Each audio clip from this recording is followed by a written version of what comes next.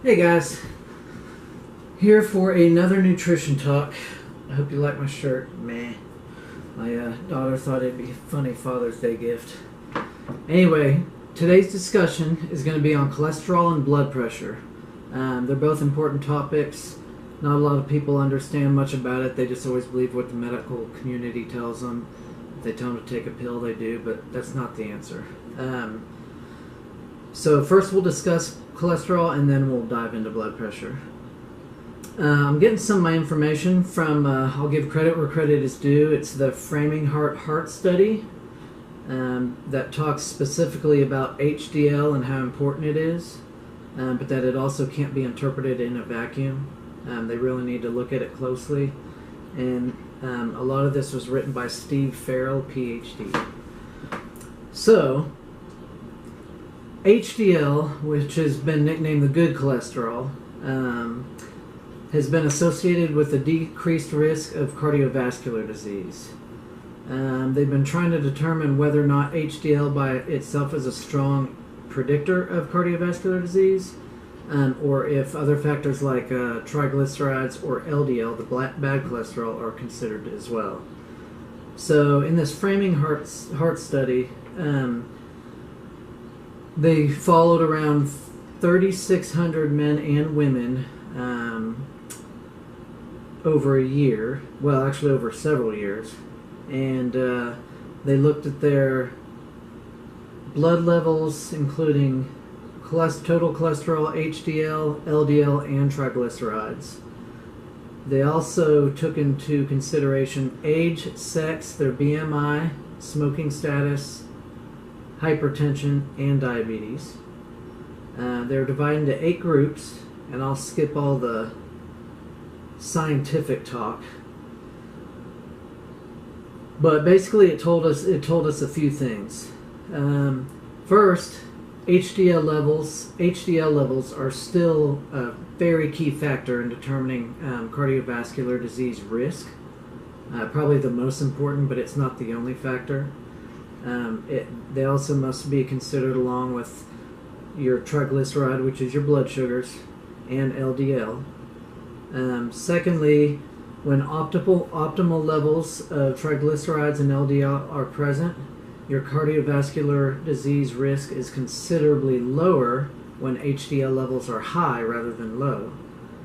It also showed that having a high rather than low HDL is protective if triglyceride or LDL levels are high. What that means is if you have a high HDL, it's not a guarantee you're not going to have problems, but your system is a lot more protective if your triglyceride or your LDL is both, if one or the other is high. If they're both high, you're still probably going to be at risk. But that's good to know that HDL has that much control. So all this being said, cholesterol is a subject that needs to be considered and addressed in our lives, especially if you want quality of life and longevity. It also, in my opinion, goes to reinforce that nutrition is the best factor to control these things, not pharmaceutical drugs. And here's why. Blood sugar and cholesterol both come from your diet. Taking prescriptions, especially in this case statin drugs, which now has been proven to be the biggest indicator for dementia and Alzheimer's later in life, it's not the answer. Fix your diet, stay away from the pills. The side effects of these pills, the other thing is the side effects are usually worse than the conditions they're trying to treat. So I'm not saying in 100% of cases you're going to be able to fix it with diet alone, but I guarantee you the majority of people can. Pharmaceuticals should always be the last resort.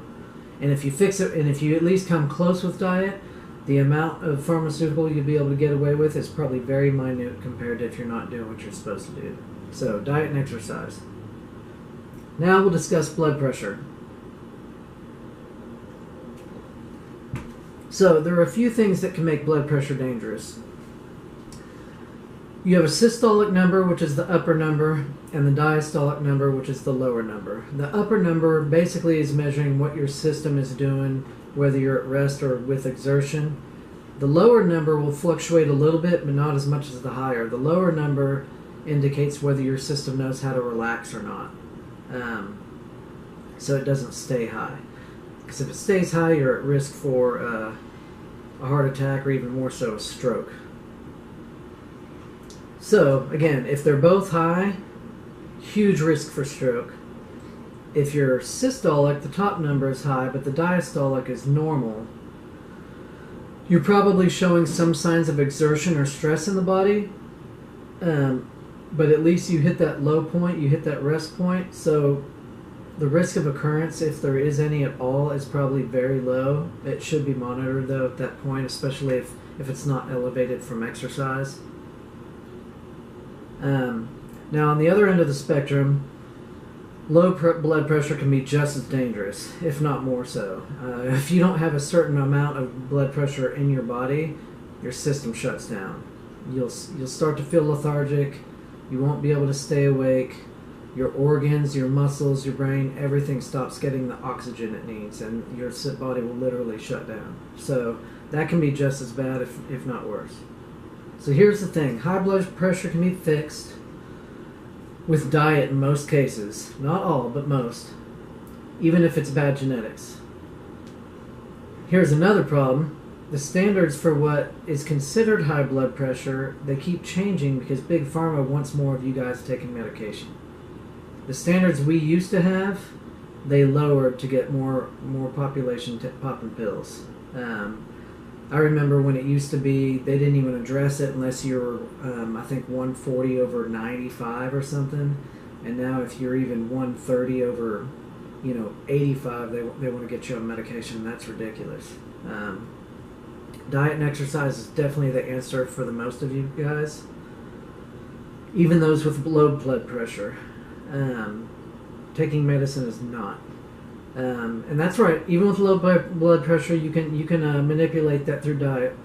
You can add more healthy fats to help. I know it sounds crazy trying to get your blood pressure up, but some people have that problem. But you can add more healthy fats, and you can increase sodium intake. I don't mean iodized salt. I mean pink Himalayan salt.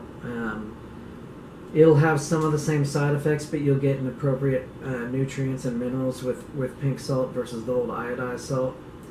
And I'll tell you this too, I'm not a registered dietitian. I might know a lot about nutrition, but I'm not a registered dietitian. So if you need a change in your diet to address either high or low blood pressure issues, please go to a professional. And by professional, I don't mean a doctor. Most med schools, if not all, don't even offer nutrition courses anymore. Doctors are taught two things in school: how to diagnose a problem and what pills to give you to fix it. That's it. Unless they go out on their own to take nutrition courses or somehow become a dietitian on the side because they care that much about their patients, they're not taught nutrition. They don't even know anything about the 4 food groups and what amount of protein you should take. They don't know any of that. So please go to a professional. Hopefully I've answered a few questions that you guys might have. Keep learning. I'll see you next time. Thanks.